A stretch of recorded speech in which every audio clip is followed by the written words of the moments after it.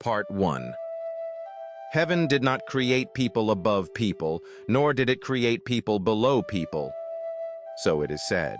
So when heaven brings people into this world, all people, every single one, are equal in standing, and from birth there is no difference of noble or common, high or low. With the spiritual gifts of body and mind that make us the crown of creation, we draw on everything this world has to offer, meeting our needs for food, clothing, and shelter, free to live as we choose. It is heaven's intention that all people live in this world freely and at ease, without getting in each other's way, each finding their own peace and comfort. And yet, when we look out across the world as it actually is, we find the wise and the foolish, the poor and the wealthy, the high and the low. So why is it that the gap between people looks as vast as the difference between clouds and mud? The reason for this is perfectly clear. As the Jitsugokyo says, without learning, a person has no wisdom, and without wisdom, a person is the foolish. So the difference between the wise and the foolish comes down to whether a person has learned or not. And in this world, there are difficult jobs and there are easy jobs.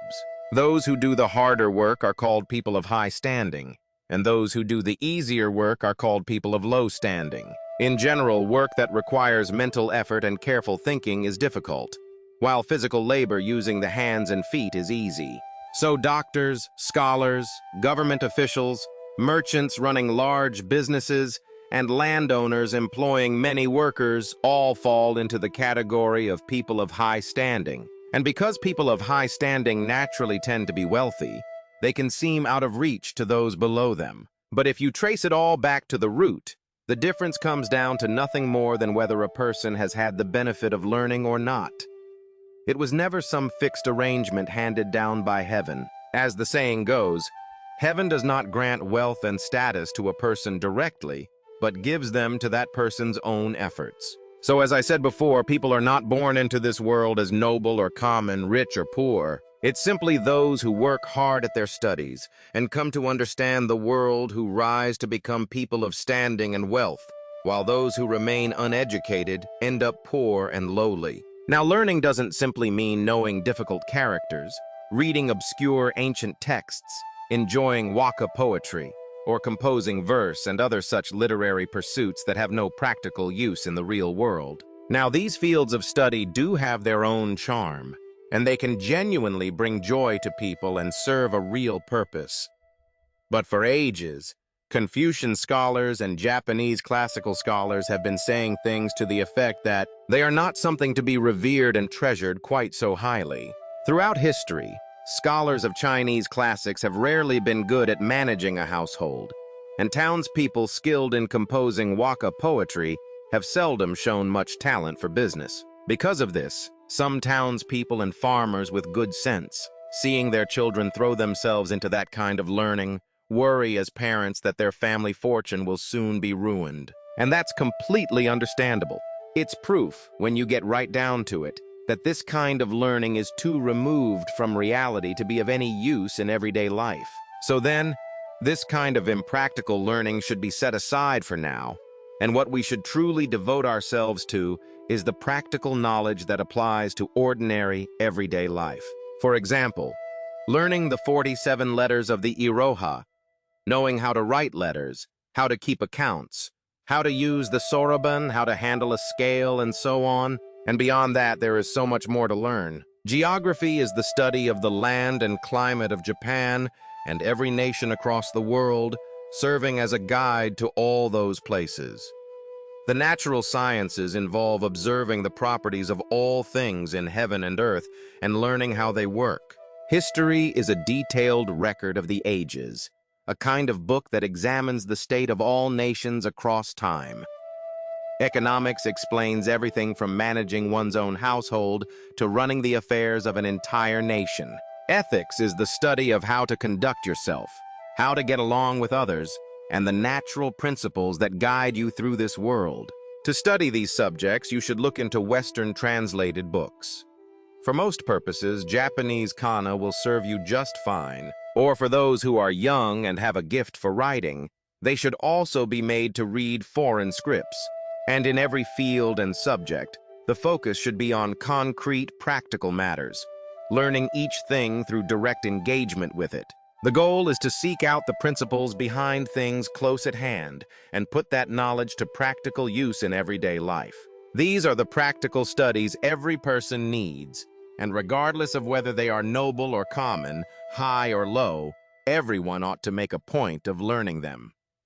Once that foundation is in place, with that foundation in place, samurai, farmers, artisans, and merchants can each do their part, carry on their own trades, stand on their own 2 feet, build independent households, and ultimately bring about an independent nation.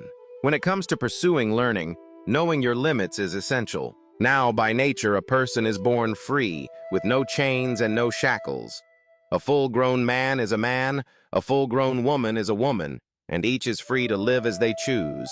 But if you go around just shouting about freedom without knowing your limits, you'll easily fall into selfishness and reckless behavior.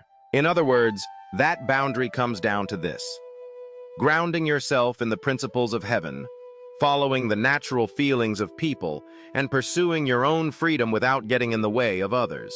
The line between freedom and selfishness comes down to one thing: whether you're getting in other people's way or not. Take spending your own money, for instance.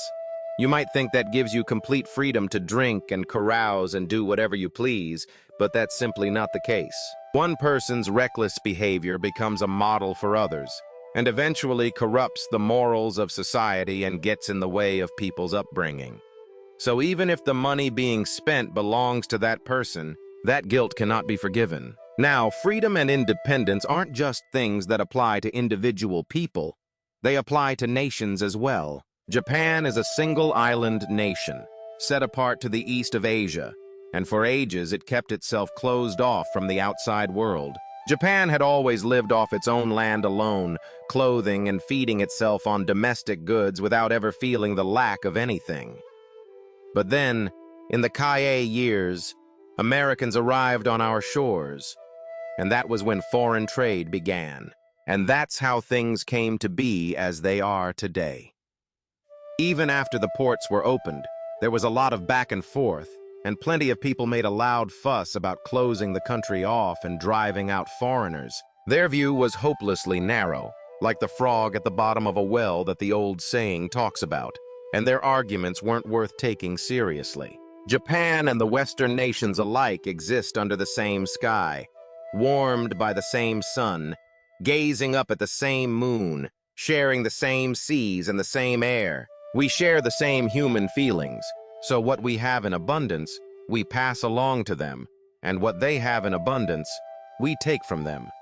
We teach each other and learn from each other, without shame and without pride, working together for mutual benefit and wishing each other well, building relationships with one another in accordance with the laws of heaven and human decency. When reason calls for it, bow before even the black slaves of Africa, and when principle demands it, fear not the warships of Britain and America.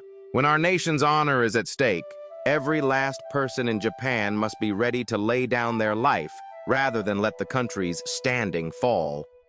That is what it truly means for a nation to have its own freedom and independence. And yet, there are those like the Chinese who act as if no country exists beyond their own.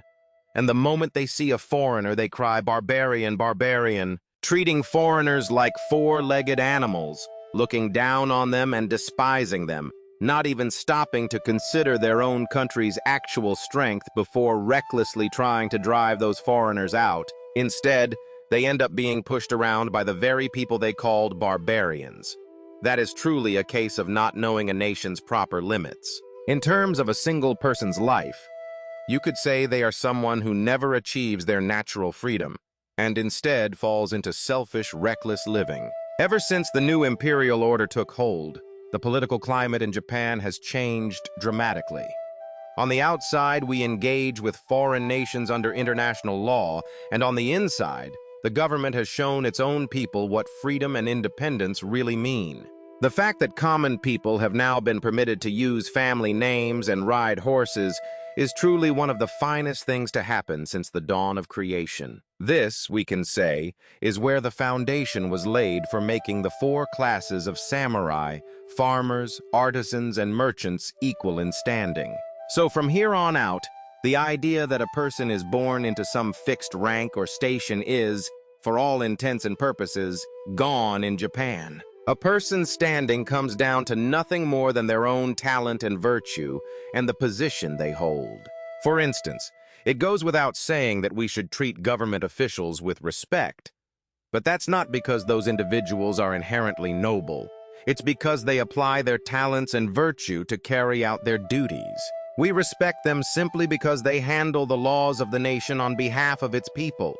And those laws are what truly deserve our respect. It's not the person who is noble, but the law that is noble. Everyone knows that during the old shogunate era, the tea jars of the ruling authority were carried along the Tokaido Road. Beyond that, a hawk in the service of the authorities outranked ordinary people, and travelers on the road had to step aside for an official horse, and so on. So that if you simply attach the two characters, meaning official use, to something, even a stone or a broken roof tile would seem like something terrifying and sacred. And yet, for thousands upon thousands of years, the people of this country quietly resented these customs, while at the same time naturally falling into step with them, so that high and low alike came to accept a way of life that was, when you look at it honestly, rather shameful.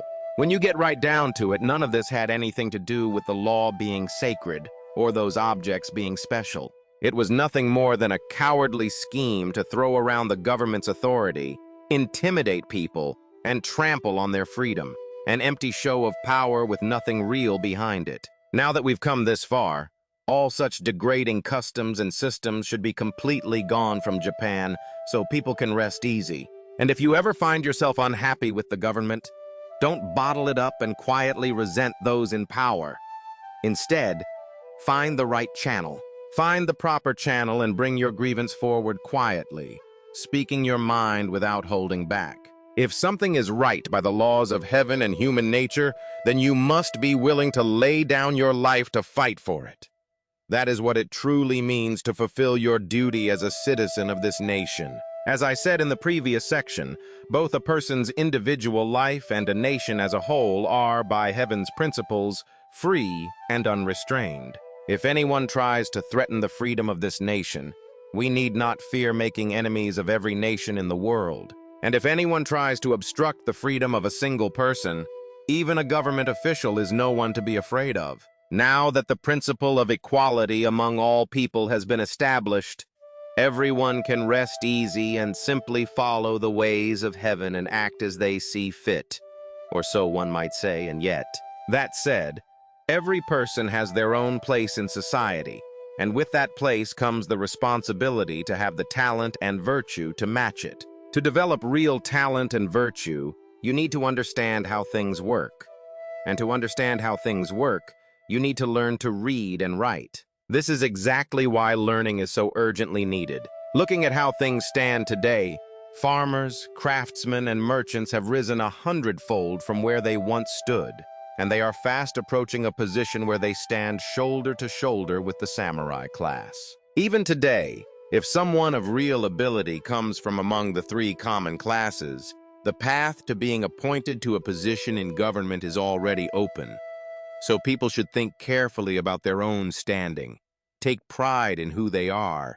You must never act in a base or shameful manner. There is truly nothing in this world more pitiable, and at the same time more troubling, than people who are ignorant and illiterate. When a person's ignorance reaches its lowest point, they lose all sense of shame.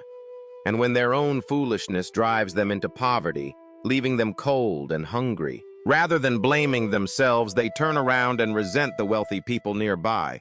And in the worst cases, they band together and resort to violent acts like petitioning by force or uprisings. Can we call it shamelessness? Can we call it a disregard for the law? They rely on the laws of the land to keep themselves safe and to get by in life. And yet they depend on those very laws for everything. And yet they turn around and break those very same laws the moment it suits their own selfish interests.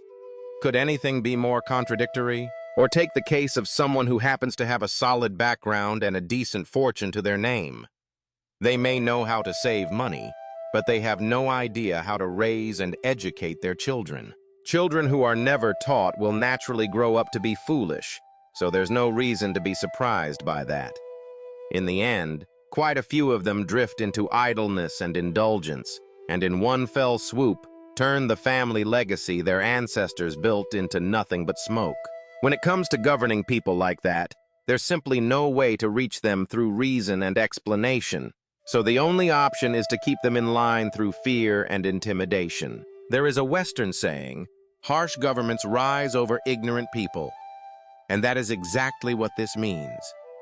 It is not that the government is harsh by nature, but that ignorant people bring that harshness upon themselves. And just as the foolish are governed by harsh rulers, so it follows that good people will have good government.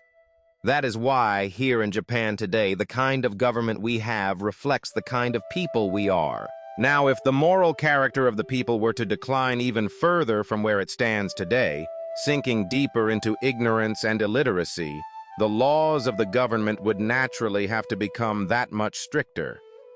But on the other hand, if the people were all to dedicate themselves to learning, if the people embrace learning and come to understand how things work, moving toward a more civilized way of life, then the laws of government will also be able to reach toward greater generosity and leniency. Whether the law is harsh or lenient comes down entirely to the moral character of the people and adjusts itself naturally from there. Who among us actually wants harsh rule and resents good governance? Who doesn't pray for their country's strength and prosperity? Who is willing to just sit back and accept being looked down on by foreign nations? These are feelings that every person naturally carries within them. If you are someone born into this world with a heart that wants to serve your country, it does not necessarily mean you have to push yourself to the breaking point or burn yourself out with worry. The key goal, grounded in that very human feeling, is simply this. First, to keep your own conduct right, to commit yourself wholeheartedly to learning, and to broaden your knowledge of the world, each person developing the wisdom and virtue fitting their place in life, so that the government can carry out its work with ease, and the people can live under its guidance without hardship. The one and only goal is for everyone to find their rightful place, so that together we may protect the peace of the whole nation. The learning we encourage here is guided by exactly this one purpose. Preface. When we set out to establish a school in our hometown of Nakatsu, I put together a small booklet laying out the purpose of education, intending to share it with old friends and acquaintances from the same region. Someone who read it said, "Rather than sharing this booklet only with the people of Nakatsu, you would do far more good by putting it out into the wider world." Taking that advice to heart, so we printed it using the type press at Keio Gijuku and offer it here for our fellow readers to enjoy. Meiji 4, the year of the Hitsuji, 12th month. Written by Fukuzawa Yukichi, Obata Tokujiro.